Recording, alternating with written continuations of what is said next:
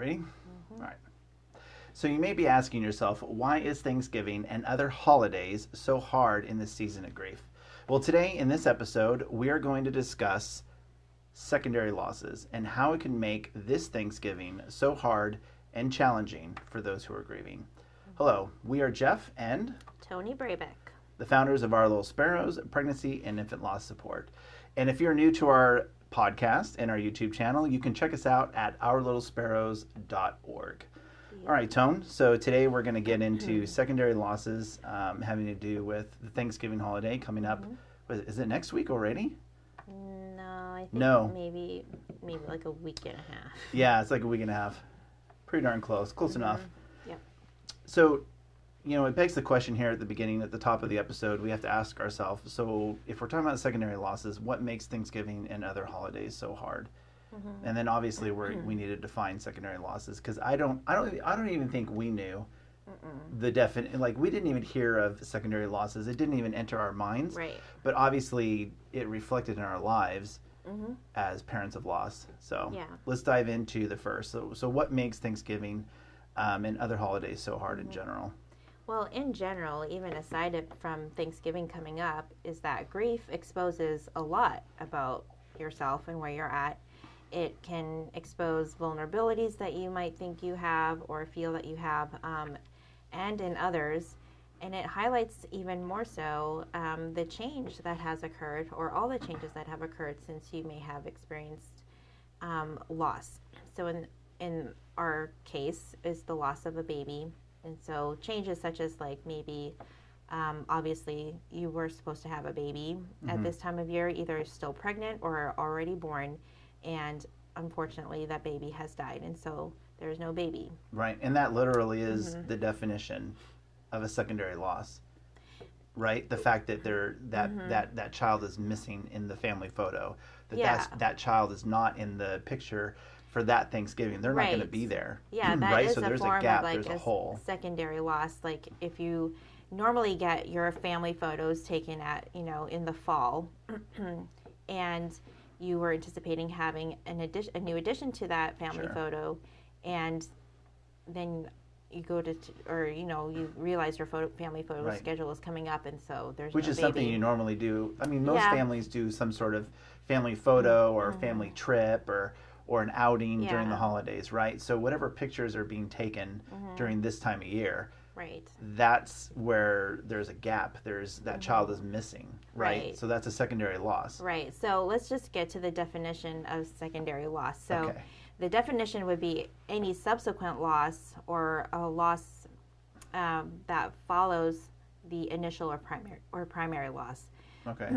So, for example, so we lost our baby in October.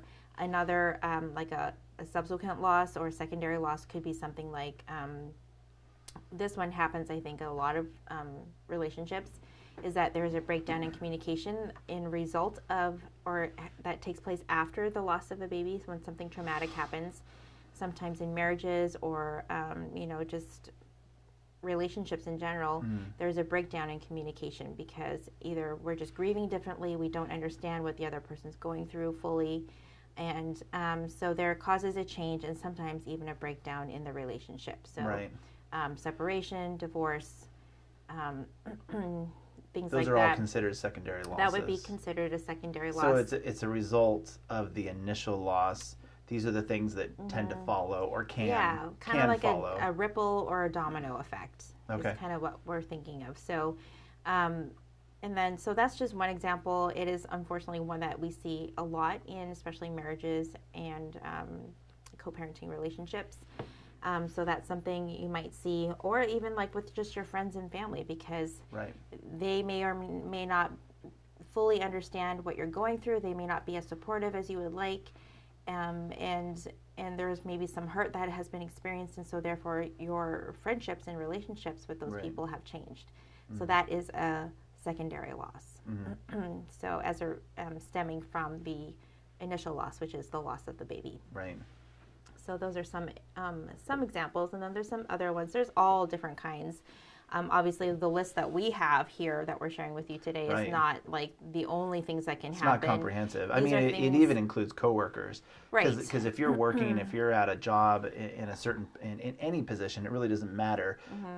There's relationships that have changed, possibly. Possibly. I mean, some It people are doesn't not going to always. clue in, right? Right. Some people are going to treat you as they've always treated you, and I'm sure depending on your relationship with certain coworkers or even bosses, which is a coworker in most frames of mind, but some people don't see that as the same either. They see as your hierarchy, as your boss, as someone. Maybe some people feel like it's not someone they could even talk to on that level. So it's going to be different, completely different than a spouse, a direct family member, and even your friends. For the most part. So yeah. So there can be a lot of different changes in a lot of different relationships that we have.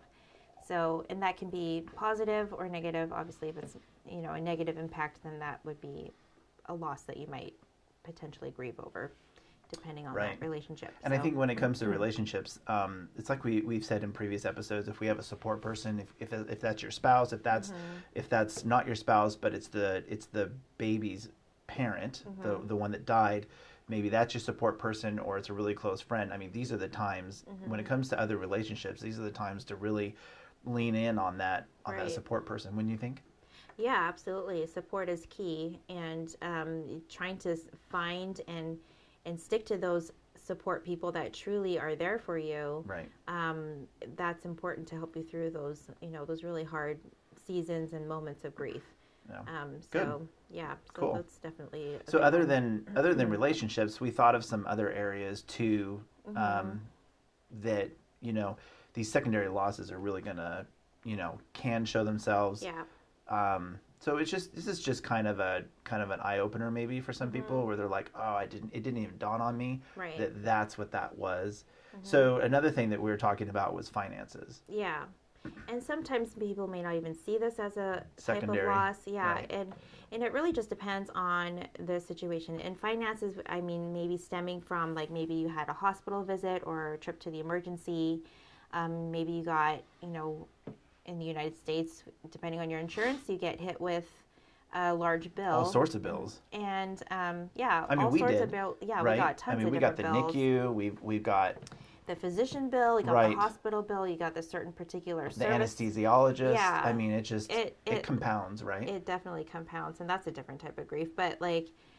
even just, yeah. depending on your financial situation even before the loss of your baby, and then now you're dealing with, accumulating bills, possibly more debt. Right. Stressful, causes anxiety. This is stress, yeah. And so that can be a sense of... It's a burden too, loss. In general. Because it's a change. It's changed how, these dynamics have changed. And in other situations, it could be like maybe you had to let go of your job or you couldn't work anymore because maybe... this is just one example, it's very hypothetical, but if you lost your baby and could not return to work because you're dealing with a lot of maybe trauma, depression, and you need more time. PTSD, you're not able all to, that stuff. Maybe you're not able to return to work when your employers asked you to come back, Sure. and as a result, maybe they had to let go of your position type thing. So that can be a loss. That's the ultimate financial loss. Is your family's income. So it's income loss. So those are... I mean, a lot of people change jobs too. True. And it has nothing to do... I mean, it may not have anything to do with the coworkers, the employer in general. It may just be that person has decided that they need a change. And for them, that change means a different line of work, a different company, for whatever reason. That could be anything. Yeah. And even though maybe you have chosen to leave, it doesn't mean that you can't experience feelings of grief around leaving that position. You know, there's still loss in that, even though you may be choosing to leave. So I just want to put that out there in case people might be having chosen to leave their job, and they're feeling grief and feel like, but I chose to leave. I shouldn't be feeling this way. Yeah. But you can, because it is still a change. It's a major change. So we have these relationship changes, we have these financial changes, but then there's something that you dove into, which I thought was very interesting, and that we're going to talk about is like a physical, like your body change. Yes, absolutely. And obviously, I can only speak for the women or in for your myself. Personal experience, right? But is that being pregnant, and regardless if you were pregnant for 6 weeks, 6 months, 9 months, after you use your baby, there's still a significant amount of physical changes that your body is going through. Right. So hormonal changes, obviously, that takes time. And even though maybe you were only pregnant for maybe just a few weeks, those hormonal changes take that much time and maybe even longer to kind of get back to the way it was before you got pregnant. Well, I mean, even for us, for our miscarriages, right? It's like, do you do the procedure to remove what needs to be removed, right? D&C. What is that called, the D&C again? Do you do the D&C? Do you not do the D&C? And if you don't do the D&C, then there's a procedure with waiting, for that before for it to happen naturally. And that's completely valid too. Absolutely, yeah. Early pregnancies, right? Right, the miscarriages. So I think there's changes in our body that have taken place, and once your baby has either been delivered, or maybe it's been, with the surgery. There are still changes that a lot of, I know for myself, it took a long time for me to feel like I was even close to back to normal. Whatever normal is. Whatever that is for you. But for me, I was like, my body is still showing like it's pregnant, but I don't have a baby. Well, even with Olivia, like your breast milk. Yes. Like that's something that I wasn't prepared for. Yeah. And when you said that happpens, I was like, wow. Your breast milk will still come in, and even sometimes, although I don't know how often this does happen, but in like miscarriages that happen earlier in the pregnancy, maybe it's a second trimester. Right. Well, when I'm talking about Olivia, just to be clear, if you haven't listened to our podcast before, we're talking about our firstborn that went 33 weeks. Yes. And then she was born. Yes. So that's completely different than our 2 miscarriages. So we're talking 7 about and 9 both. weeks. Yeah. Right. So there are physical bodily changes that happen, and sometimes our body still shows that it looks like we're pregnant, but we are not. And so it's dealing with the fact that our body has changed. Our body may not return back to normal the way it was before we got pregnant. Right. And so that can feel like a loss. That can be something that people can feel grief over, because one, they don't have a baby. Yeah. The reason why their body has changed so much is not there. They don't have that baby to show for the bodily changes. And so when it just takes a lot of time, it takes a lot of time for our bodies to kind of recover. Right. And sometimes we just don't even think about the amount of time that actually takes to recover from all of the hormonal changes and body changes that we went through. Well, I like too that you also talk about fatigue. I'm just looking at our bullet points here, and you're also talking about fatigue. So it's not just a physical change; it's also an emotional, your energy level, right? Yeah. It's so many things across the board, and I think that's where it's so easy to feel like other people's comments, other people's statements are insensitive, because there's a lot going on. There's not just 1 or 2 different things that are going on, right? There's everything going on, and people just don't know. Right. It's that whole thing. You haven't walked a mile in my in my shoes, right? And even when, like, we try to comfort with empathy and compassion for parents that have experienced along the lines of what we've experienced, just baby death in general, we still cannot put, not even us, who are in the same community of pregnancy and infant loss. Right. We share a common bond, but our experience is completely different than everyone else's, and it's not the same. Right. Yeah. I'd say emotionally, or the fatigue plays into definitely our emotional well-being, and sometimes we just don't feel emotionally the same or mentally the same. I think too, even for me, I had a significant loss of concentration. I was very forgetful, and I couldn't do my job.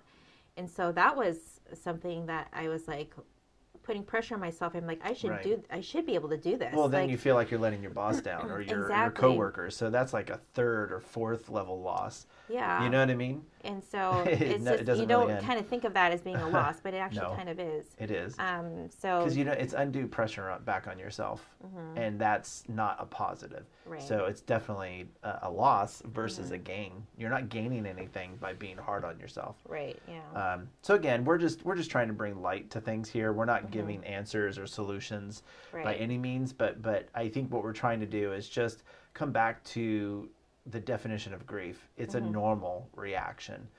What To you're loss. feeling, what you're going through, your secondary losses, feeling guilty, feeling fatigue, all those things are not they're don't be so hard on yourself, but be aware that this is why this is happening. Right. This is just awareness. Yes. Yeah. Absolutely. So beyond fatigue, what else are we looking at when it comes to, changes? Yeah. Well, we kind of touched on it a little bit, but there's the loss of sense of self, and we talked a little bit already about Kind of like mental identity? Yeah. Yeah. A bit? Yeah.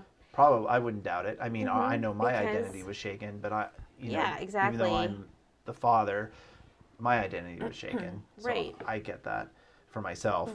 And yet, as a mother, the same thing. If this is your first pregnancy, or you don't have other children at home, this can shake your sense of identity of What who you you thought are. was happening or going on in your Yeah, life. am I a mother? Am I a father? Sure. Yeah, Oh, yeah. So that is, you were hoping to be a mother or father, and does that make you a mother or father? I mean, I think it does, but Right. people have different thoughts on that. So, Yep. that kind of is a sense, can be a secondary loss, is a sense of self. There is intangible losses, which sense of self would be one of those, but losses that aren't really one that is not obvious to the eye, like loss of faith.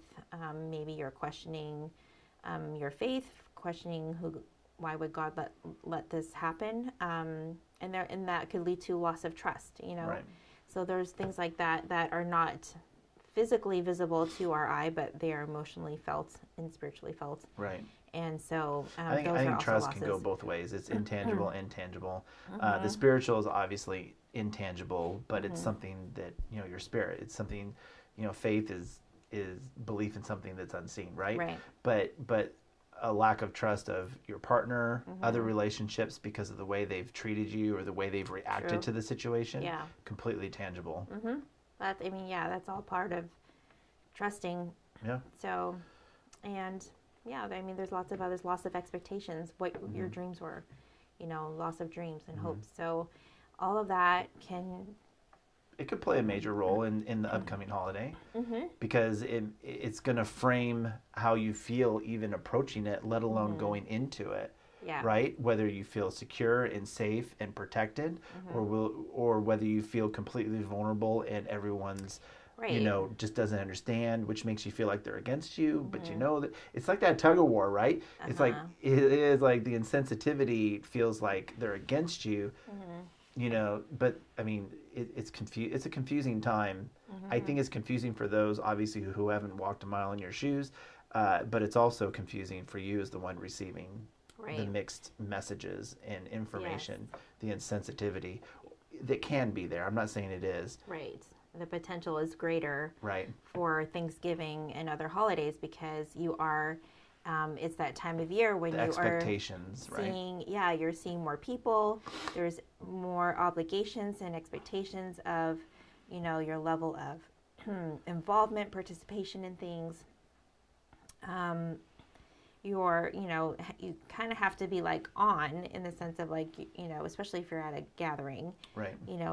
being social. It depends on the people that you're going to be around. Maybe it's it's a work gathering. You don't know everyone very personally, so it's Right. kind of like you have this obligation to be there and to be having fun and enjoying yourself. Well, can you imagine if you're the supervisor or even the owner of the company?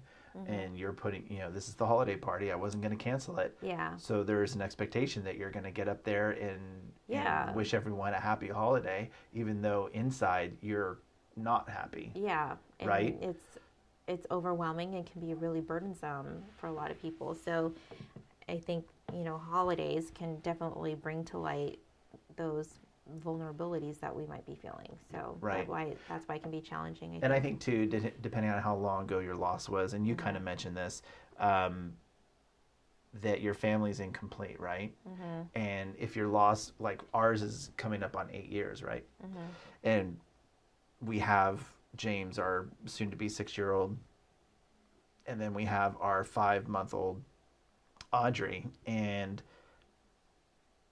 I'm assuming, so I'm just guessing, but I'm assuming some members of our family would expect us to show up and not be thinking about Olivia or our miscarriages, but be so grateful that we not only have James, but now we have a 6-month, soon to be 6-month, but 5-month-old in Audrey. Yeah. Good, bad, or otherwise. Like, our family is incomplete no matter what. Yeah. Nothing changes that. Right. Not having James coming up on 6, and especially not having our daughter Olivia, losing our daughter Audrey, losing our daughter Olivia 8 years ago. Like those are not the same. Right. Right. Those are two separate children. And I'm not saying that family members would say that Audrey heals our wound, but they could. Yeah. Audrey heals the wound of Olivia. That's kind of been, said to me in one way or the other from you people. got a girl. Yeah, now you should be so happy. And I'm like, yeah, I am happy. I'm thrilled. But our family is still incomplete. But it's kind of like that, arrival of the newborn, Audrey or James at the time, washes over. Kind of like made everything better from losing Olivia. And I'm the pain, like, the sorrow. Yeah, and that's kind of that has been said to me or implied, and I didn't know that. Yeah, and I'm like, thank you. Be careful. but it's not. It's not Olivia. Olivia's gone. She is came. Olivia, and though we have James and Audrey now, it does not replace or take away. It doesn't make us any happier. It doesn't make us any sadder. Right. Our reality is our reality. Yeah, and the same for everyone out there. Even if you don't have subsequent pregnancies, but let's say you excelled at your job or you started a company and it's worth millions and people are like, aren't you so happy? Right. It's like, well, I am happy. Right? Because it's Thanksgiving, right? Like, what are you thankful for? And I should be thankful that I have a job, I have a home, and I have a dog, and And that's true. And that's true. But it doesn't. Again, it does not doesn't replace. negate the fact. Yeah, it doesn't replace the loss that we've experienced. It does not replace the baby that we lost. So that's what I think too. Thanksgiving can be hard because there's that expectation that we need to be thankful for what we have. Right. Yes, that's true.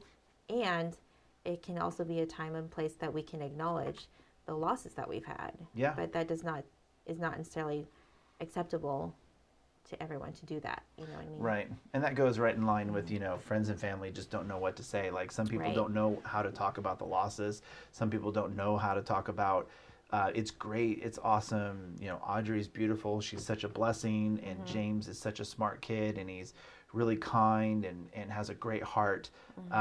We just love your family, and we're also thinking about Olivia and the 2 miscarriages, right? A lot of people don't know to say that. No. They don't know how to say it. Right. They don't know how to bridge that from the living to the dead.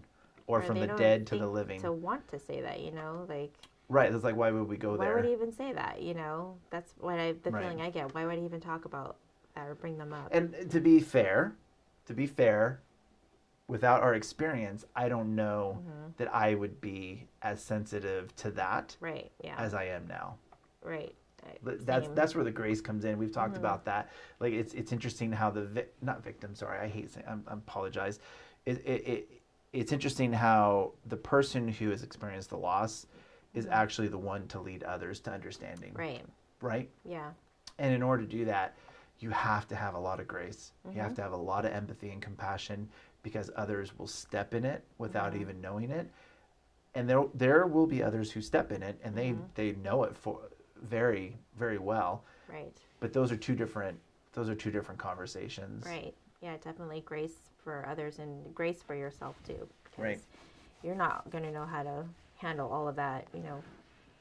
So we've talked about all the things that can go wrong, and we've really, I hope that you know, bringing these things up have made you feel like you've been able to connect some dots for yourself, and you've been able to realize that, oh, these are additional losses. Mm-hmm. This is not just a cause or a consequence thereof. Not that what you did was wrong.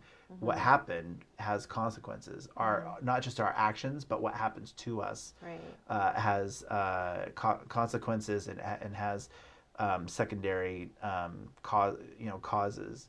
Yeah. That's the wrong way to say it. But anyhow, so essentially we've talked about all the things that can go wrong. Now we need to give some hope. Yeah.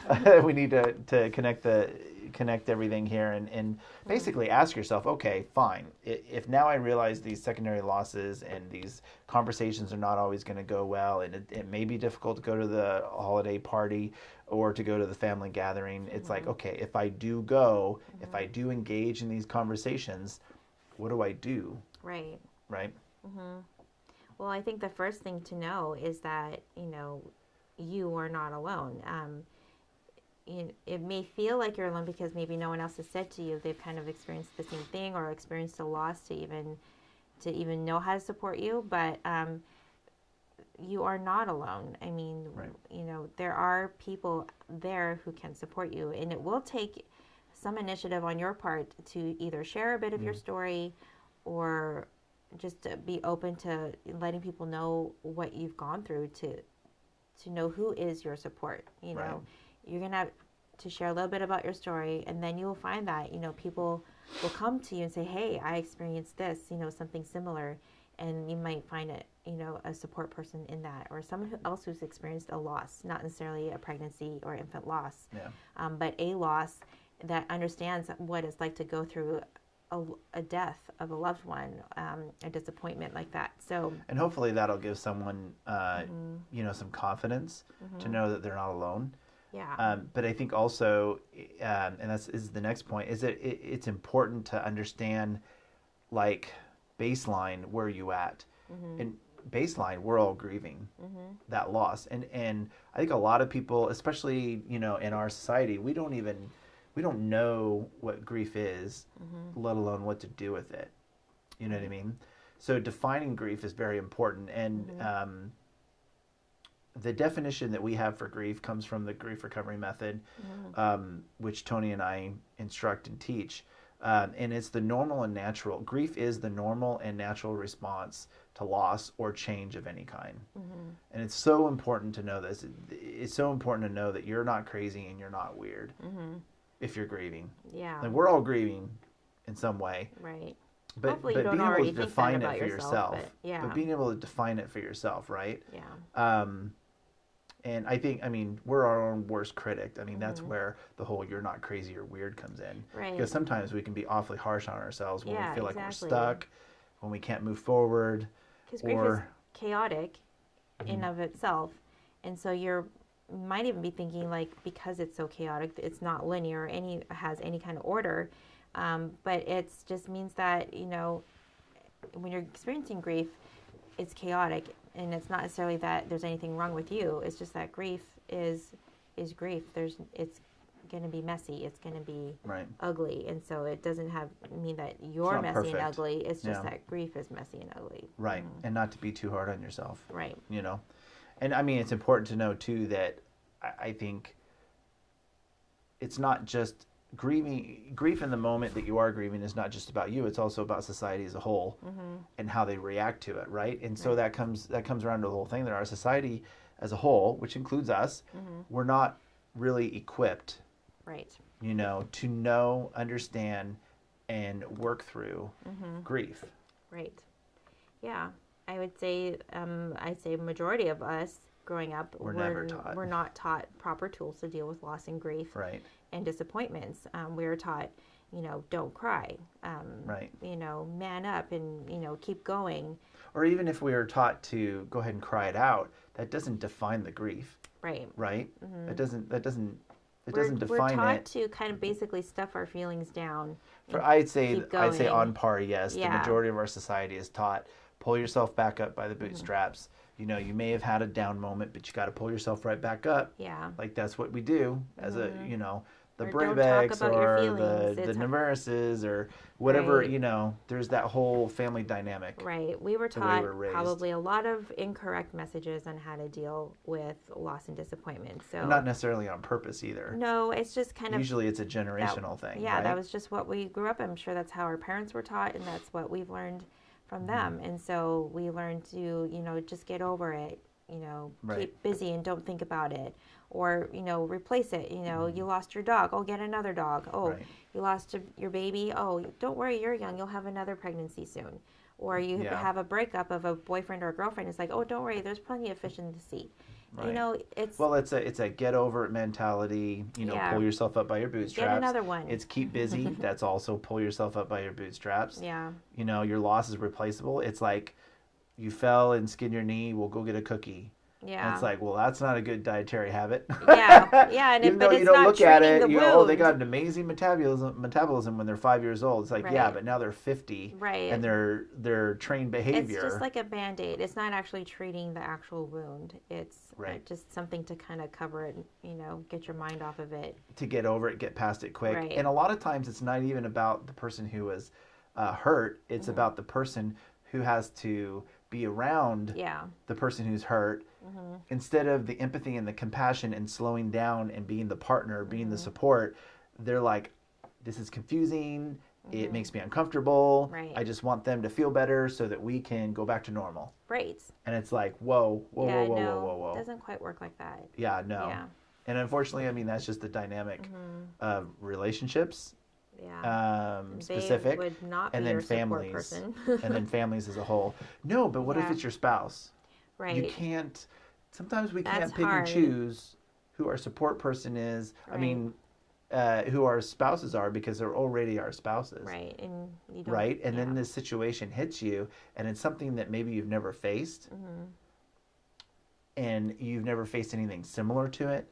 So it shakes, it rattles, and sometimes it causes the glue to become stronger between the relationship for better, and other times it dissolves the glue, and you realize that the relationship was not as tight and as close as you thought it was, and people go their own way, unfortunately. Right.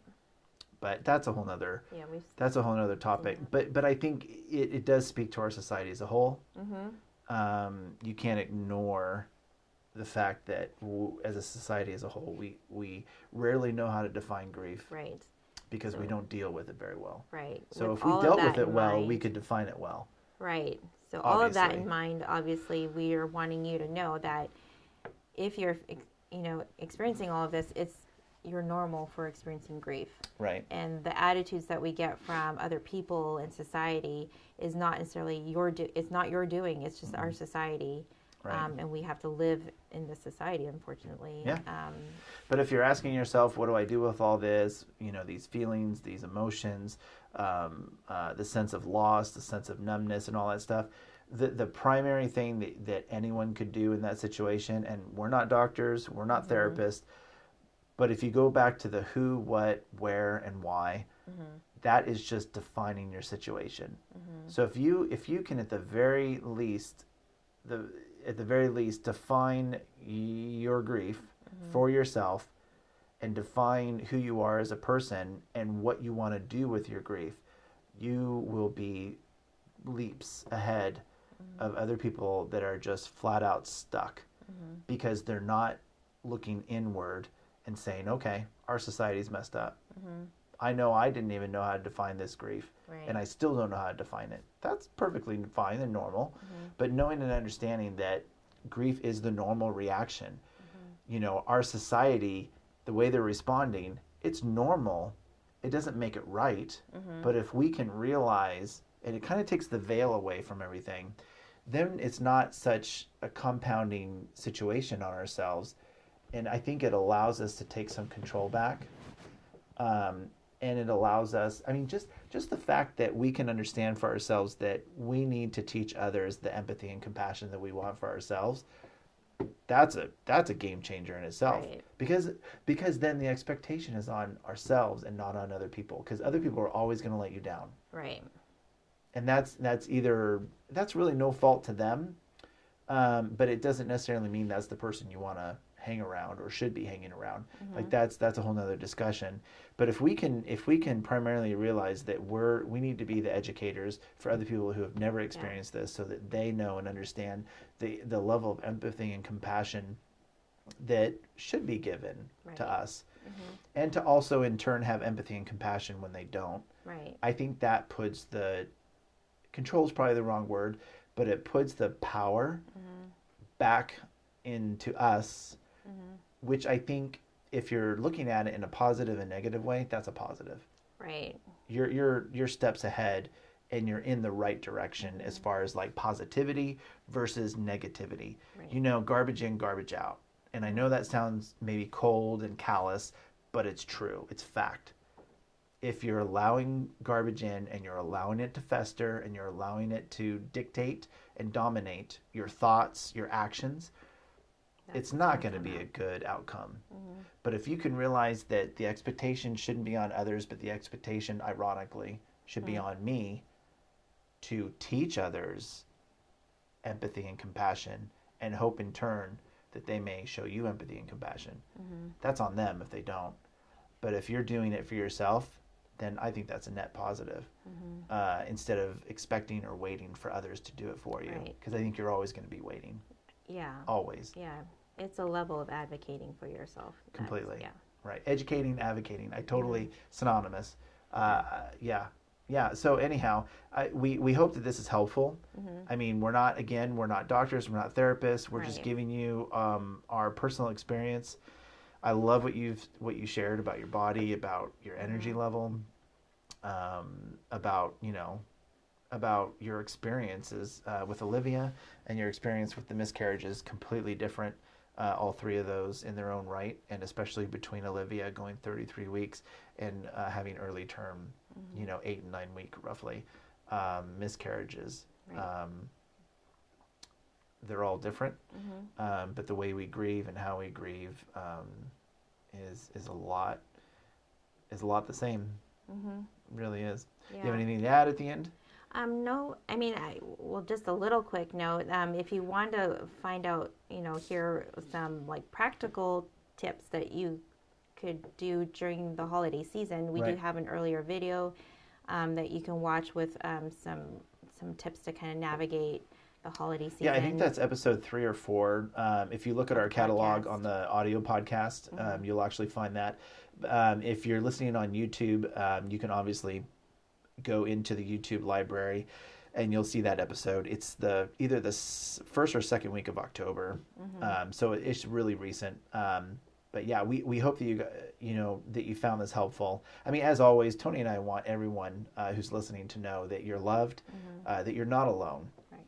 And that your babies, all our babies, or your baby, your babies, all of our babies will always be cherished and remembered. All right, if you're listening on the YouTube channel, you can click or tap above to listen to our next weekly podcast. And if you click or tap below, you can actually check out our grief series, The Pregnancy Journey, Grieving from Diagnosis to the Loss of Your Baby and Beyond. Thank you for joining us.